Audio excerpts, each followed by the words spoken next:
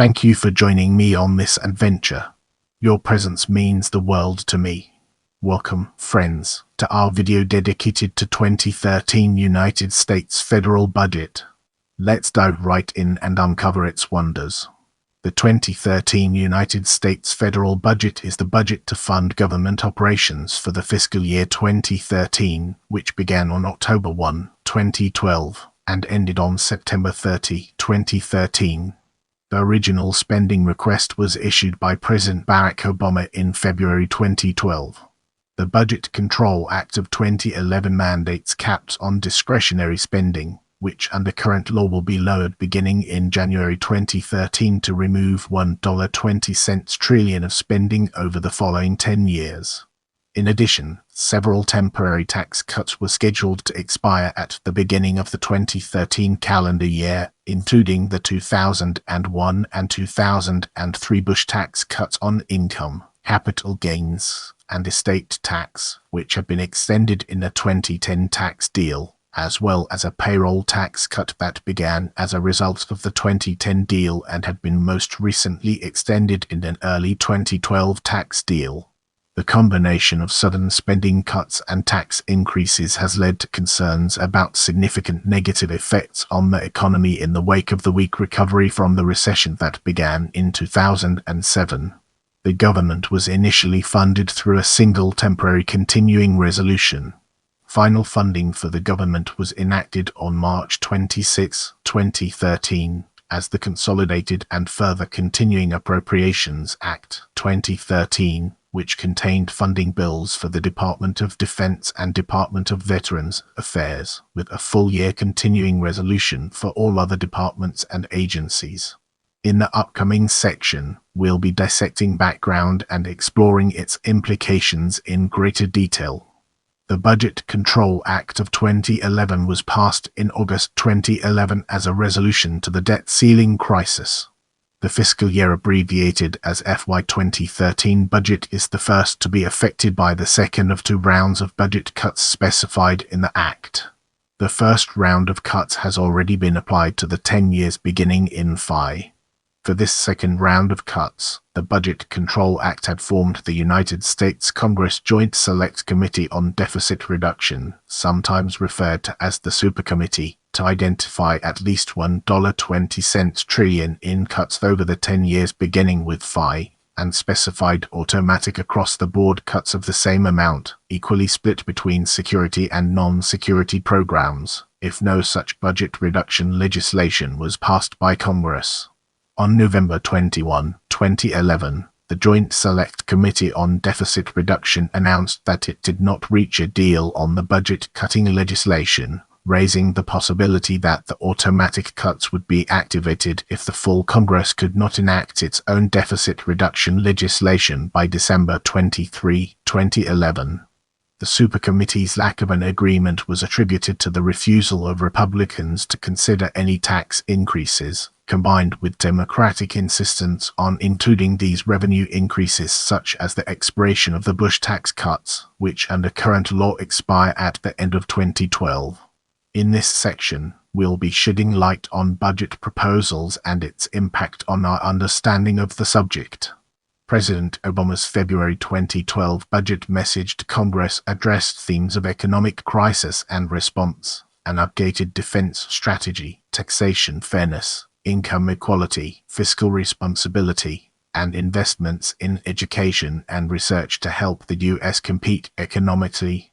He wrote, "The way to rebuild our economy and strengthen the middle class is to make sure that everyone in America gets a fair shot at success. Instead of lowering our standards and our sights, we need to win a race to the top for good jobs that pay well and offer security for the middle class.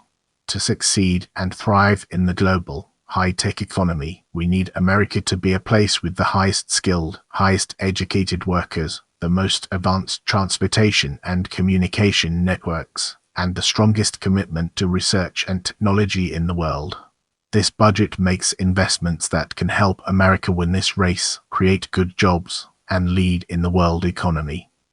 Key elements of the President's budget for fiscal year FY 2013 included expiration of a variety of tax cuts for couples earning over $250,000 to $100,000 if single, short-term stimulus measures to support job growth, and targeted tax cuts for families and businesses. The budget included 2013 revenues of $2.90 trillion or 17.8% GDP, up from $2.50 trillion or 15.8% GDP in 2012, and spending of $3.80 trillion or 23.3% GDP, similar to the prior year in dollar terms but below the 24.3% GDP in 2012. The projected 2013 deficit was $900 billion, 5.5% GDP, down from the 2012 deficit of $1.30 trillion, 8.5% GDP. Over the 2013-2022 period, the budget essentially freezes defense and non-defense discretionary spending in dollar terms, such that these categories shrink relative to a growing economy, from 8.7% GDP to 5.9% GDP. Mandatory spending, e.g., Medicare, Medicaid, Social Security, and other safety net programs, remain around 14% GDP. Net interest rises from 1.5% GDP to 3.3% GDP. Revenues rise steadily during the period from 17.8% GDP to 20.1% GDP. Averaging 19.2% GDP. Debt held by the public rises from $12.60 trillion to $18.70 trillion, but remains flat around 77% GDP during the period. On May 16, 2012, the United States Senate voted on a 52-page budget amendment billed as a summary of the nearly 2,000 pages in the Obama administration's 2013 budget proposal. The amendment was defeated by a unanimous vote, which paralleled the House of Representatives having voted a similar rejection in March by account of. Those defeats of the amendments marked the second year in a row such summary bills met unanimous opposition. In explaining their votes against, congressional Democrats disputed whether the Republican summary accurately represented the Obama budget proposal. By contrast, congressional Republicans claimed that their amendment included ample data taken directly from said budget. Moving forward, we'll be taking a closer look at legislation. On July 31, 2012, a tentative deal was announced to fund the government from October 2012 through March 2013 through a continuing resolution, with spending rates slightly higher than the FI levels. The deal was reached because Republicans were eager to avoid a prolonged dispute that could threaten a government shutdown just before the upcoming 2012 general elections. The bill, the Continuing Appropriations Resolution 2013, was passed in the House, passed in the Senate, and signed by President Obama on September 28, 2012. On August 1, 2012, the House and Senate passed competing bills on the extension of the Bush tax cuts.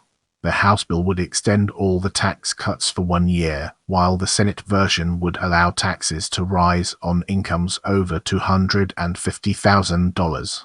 The passage of the bills was reported as being intended as political cover. Progress on tax legislation was not expected until after the November elections. In late December, the Republican House leadership proposed legislation that would allow tax cuts to rise relative to 2012 levels only for annual income over $1 million. The proposal was known as Plan B and was intended to force the Senate and the Obama administration to pass it and delay further negotiations until the following month, when Republicans were expected to use the reaching of the federal debt limit as leverage.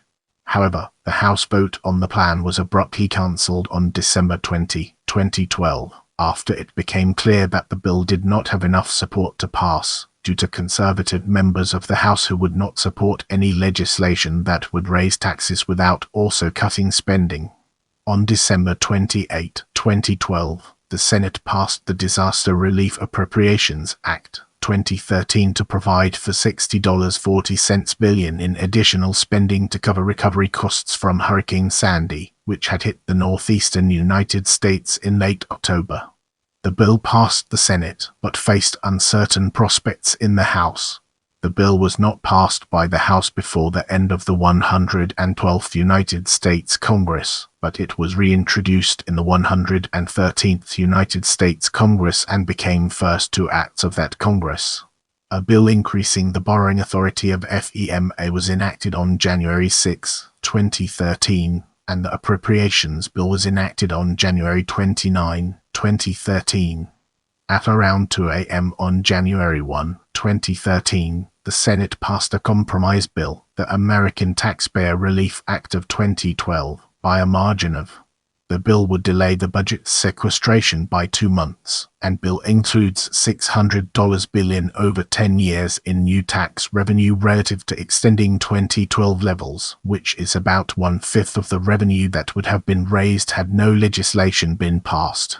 The revenue would come from increased marginal income and capital gains tax rates relative to their 2012 levels for annual income over $400,000 for individuals and $450,000 for couples, a phase out of certain tax deductions and credits for those with incomes over $250,000 for individuals and $300,000 for couples, an increase in estate taxes relative to 2012 levels on estates over $5 million, and expiration of the 2-year-old cut to payroll taxes, which is applied to income under the Social Security wage base, which was $110,100 in 2012.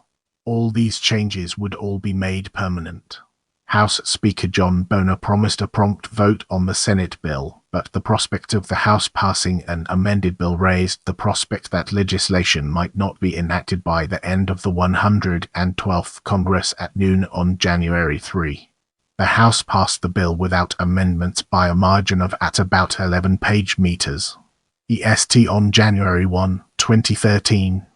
85 Republicans and 172 Democrats voted in favor, while 151 Republicans and 16 Democrats were opposed. The spending bill for the remainder of the fiscal year, the Consolidated and Further Continuing Appropriations Act 2013, was passed by the Senate on March 20, 2013, by the House the following day in a vote, and signed by President Obama on March 26, 2013. The legislation shifted some money between programs within the previously legislated sequestration caps. As we enter this new phase, let's analyze implications of the Budget Control Act from different angles and evaluate its significance. The automatic cuts of $1.20 trillion resulting from the absence of a deal from the Supercommittee over 10 years would be split equally between security and non-security programs, and include $500 billion in cuts to the Department of Defense. The FI defense budget would be reduced 11% from $525 billion to $472 billion, after already having been cut from $571 billion in the first installment of cuts in the Budget Control Act. Secretary of Defense Leon Panetta initially gave the total cut figure as 23%. The planned cuts include reductions in troop levels, a modest limit in pay raises for soldiers starting in 2015, an increase in health fees for veterans, delays in the construction of new naval ships and in the purchasing of new fighter aircraft such as the F-35, and the possibility of a round of base closings within the United States, but cuts to special operations, cyber warfare, and intelligence programs were avoided. Initial reports had also suggested that the number of carrier battle groups might be reduced from 11 to 10, although it was later determined that the number of aircraft carriers would not in fact be cut. Some Republicans in Congress advocated reversing the cuts to the military, citing the effect on national security, and Secretary Panetta has opposed the cuts, calling them devastating and raising substantial risk of not being able to meet our defense needs. President Obama has promised to veto any legislation seeking to avoid the cuts, and House Speaker John Boehner also indicated his commitment to following the cuts in the Budget Control Act. According to the Center for American Progress, several presidents have significantly reduced defense spending after wars, without compromising national security. Defense spending in 2011 remained high by historical standards, adjusted for inflation. The Budget Control Act also specifies automatic cuts of 7.8% to domestic programs and 2% to Medicare, while Medicaid and Social Security will be unaffected. These entitlement programs were protected from cuts in return for the absence of new revenues in the Budget Control Act. The automatic cuts to domestic programs would include cuts of up to 11% to science research and development agencies such as the National Institutes of Health, NASA, and the USouth. National laboratories run by the Department of Energy. It is anticipated that this could cause federal grant acceptance levels to fall into the single digits, a consequence which has been called catastrophic for academic institutions by Michael Lubell of the American Physical Society. The cuts could also endanger politically controversial research such as climate change research programs in NASA and National Oceanic and Atmospheric Administration. Due to the role of scientific research in economic growth and job creation, and given international competition in this field, the cuts have been opposed by professional and academic organizations, and federal support of research and development has been called an area of U.S. investment too critical to be cut by the American Association for the Advancement of Science. In the next phase, we'll be immersing ourselves in the realm of 10-year projections and exploring its real-world applications. Annual rates of increase in major revenue categories budgeted for the 2012-2022 period were individual income taxes, 8.4%, corporation income taxes, 8.2%, social insurance mainly payroll taxes, 6.6%, total tax revenues, 7.6%. Annual rates of increase in major spending categories budgeted for the 2012-2022 period were defense, 1.8%, non-defense discretionary, 1.6%, social security, 5.8%, Medicare, 6.6%, Medicaid, 8.5%, net interest, 14.2%, total spending, 5%. Changes in revenues primarily represent a return to the long-run average. Tax revenues historically have averaged around 18% GDP. The subprime mortgage crisis resulted in significant declines in revenues, with revenue falling to a record low 15% GDP. President Obama's budget preserves the Bush income tax cuts for couples earning below $250,000, while eliminating some tax exemptions and deductions tax expenditures. Defense and non-defense discretionary expenses are essentially frozen in real dollar terms for the 2013-2022 period, growing at or below the rate of inflation. Department of Defense spending rose at an annual rate of 8% between 2000 and 2011. This amount includes both the baseline and war spending.